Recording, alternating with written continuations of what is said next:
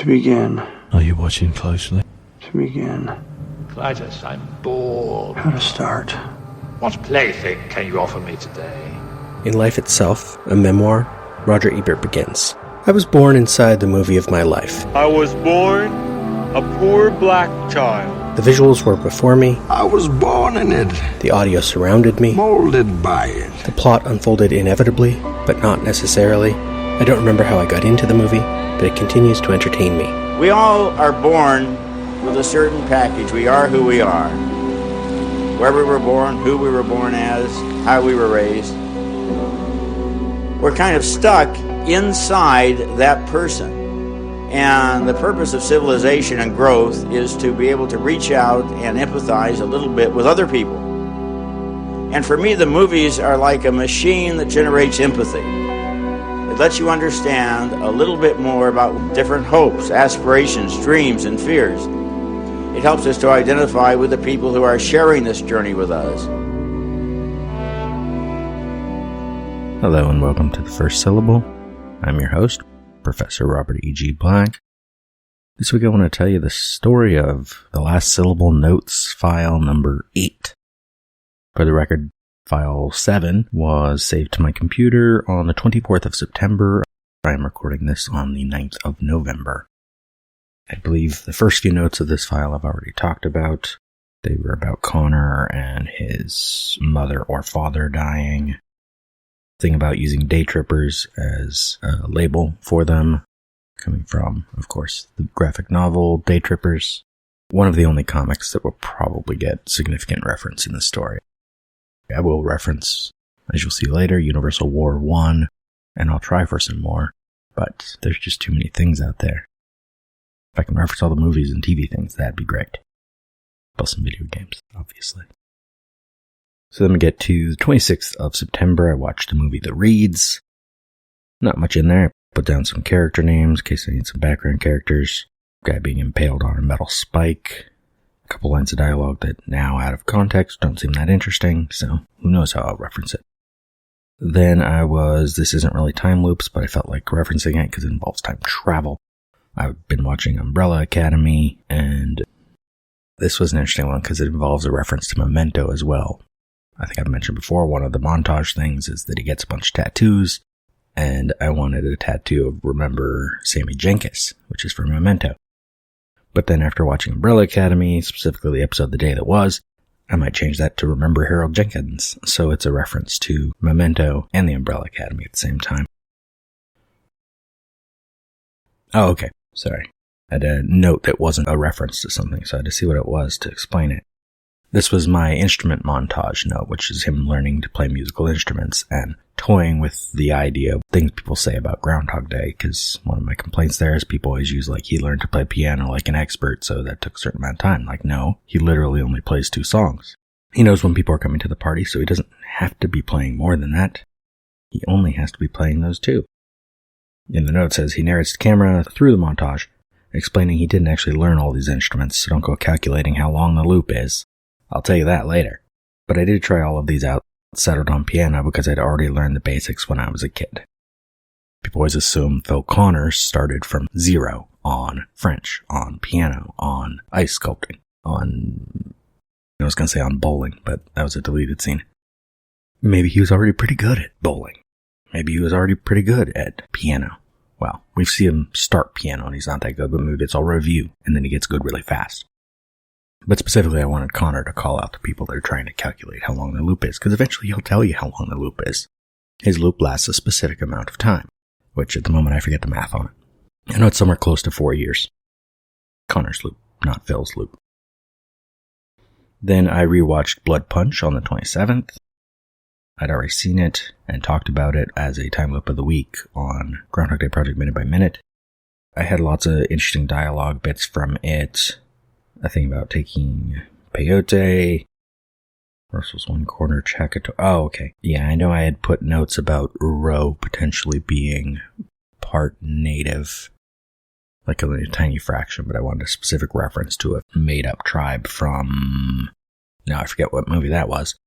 but then I might use part of it as a reference to this too, with Chakotay being the tribe, or Chakotay, not Chakotay, that's a character from Star Trek. Lots of fun dialogue in here. Name of a drug dealer, a time, a money amount, a lot of specific things that can be referenced. I didn't get to play Deathloop, but I looked up some notes on it, found some names, the cause. Same with Groundhog Day, like father, like son. I can't play it. I'm not buying whatever the PlayStation VR thing is called. I'm not buying that just to play that one game. So I read some stuff on the wiki. Because of that, it is Phil Connors Jr. I might have Connor be a junior, so his father is also Connor J. Phillips. And then I had a reference to a niece, Dana, who drives a car into a garage wall. Minor thing, like passing dialogue or something. Oh, my first note from Universal War 1. I have a few more later. About the cause being a coherent gravitational beam. I recently watched the Evangelion, what do they call them? Repackages? Whatever the movie versions they made from re-editing the show. And so I thought of using Evangelion as one of those things that Connor binges specifically because some other character is into it. I feel like part of the montage would be him having random conversations with strangers about very specific things that maybe the audience of the movie won't get. Like, one, just fan service for myself, is you might watch Critical Role. That doesn't involve any time loops, but I love that show. Evangelion does sort of suggest a repetition of events in time, and I also specifically put in here maybe cite the Hedgehog Dilemma, which is talked about in there. Back to Umbrella Academy, they had a French song. I don't remember why I put this in there, because I don't remember what the lyrics are now. L'Empereur, sa femme et la petite prince. The Emperor, the woman and the little prince? I don't know. And then Umbrella Academy again, White Violin. What's meant to be is meant to be, which would be the kind of thing you'd flippantly throw off of the Tenet reference. What's happened has happened. Then a reference to mythology. I don't remember what brought this up. I think it was a TV show mentioned it. Prometheus, mythological character, also has a loop of time, sort of, in that he constantly gets his liver eaten and then it grows back, and then it gets eaten and then it grows back. So it would be in reference along with Sisyphus, which I know I want to reference. This one had nothing to do with time loops, but I saw the play, The Search for Signs of Intelligent Life in the Universe, and I loved this line. What is reality anyway? Nothing but a collective hunch, which amused me. Adventure Time, Slumber Party Panic. I don't think that was a time loop. Why did I put this in? I think I just liked the line. You can't break royal promises, never, ever, never, no matter what, forever. I think it was just going to be a nerdy thing where T and Connor might have royal promises. Maybe that has to do with why she always believes it. Then I got into something which I should have had in my notes from Tenet, but I only learned of it from something else recently. YouTube video, I think, about archaeology, is the Sator square. Sator arepo tenet opera rotas. Square of 5 5-letter words that can be read in any direction, up, down, side to side, and it creates the thing that you can read forwards and backwards. I can't think of words today. And I thought of having the thing where that could be one of the tattoos he gets. I also considered getting that as a tattoo for me if I finished writing the script. Because my Groundhog Day tattoo happened when I finished my year of my blog. I got a tattoo. But could be one of his tattoos. I could have him explain it and diagram it in the air and talk about the different interpretations of what it means. Because there's different interpretations of how you read it and what the sentence then translates as. Some of them are fairly religious. Some are just interesting.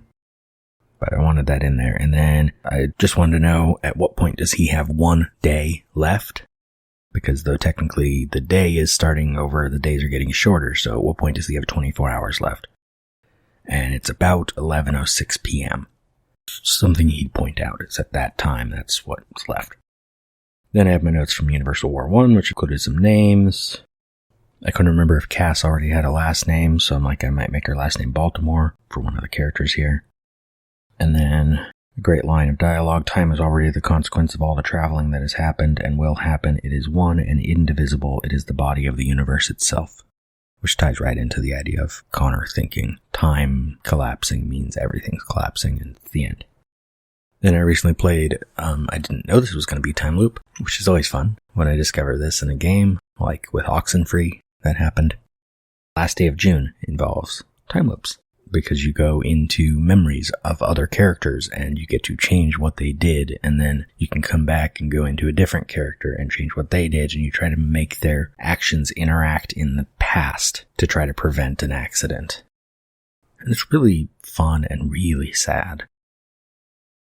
And then just a couple days ago, I watched what I believe would be the latest time loop, which is a movie on Peacock called Meet Cute, starring Kaylee Cuoco and that dude that was on SNL for a while, had a drug problem, I can't think of his name. A lot of interesting dialogue from that, because it's basically a 24-hour time loop. It is a premature loop. She gets to do it on purpose and choose what it involves, or how long it goes back. And she's essentially, a lot of people won't like this movie, because she's fairly unlikable. The other guy's fairly like a cipher. I didn't watch a lot of time loop movies, by the way, in the last month, because when I was on COVID, I wasn't going to pay attention. Right before that, with my old block, I was also trying to watch horror films because it was October. Then at the end of my notes, because I'm keeping it at the end of the file, I have a note to rewatch Back to the Future, because I want to make a couple references to that. And I have my casting notes, which I am still not prepared to share, because I would have to prepare that one. I just put down names, and I'd have to remember why I picked them. Basically, I have a list for Connor, Rowe, Des, T, Cass, Jedson, and Connor's mother, specifically as who would work as a casting choice, and specifically only people who have been in previous time loop things. But I would have to look down and double check what each thing was in so I don't mess it up. Now it's November, I need to get back into watching time loop things again, because there's a bunch to rewatch and get more notes. But anyway, that's the story of notes file number 8. And I think I'm going to save this one and start a file 9. Anyway, sometime soon I'll be back to proper editing on my other shows, and that means I'll get there. I have a multiple part crossover with this show, talking about the whole plans with a guest. But I was going to edit that when I got to his week of the other shows, which I haven't because I'd taken a break. In the meantime, watch some time loops, have some fun, be good. Cut. It's a past stuff that dreams are made of. Another world. You're still here? It's over, Johnny. It's over. It's over! Nothing is over! Go home. Nothing! You just don't turn it off! Go.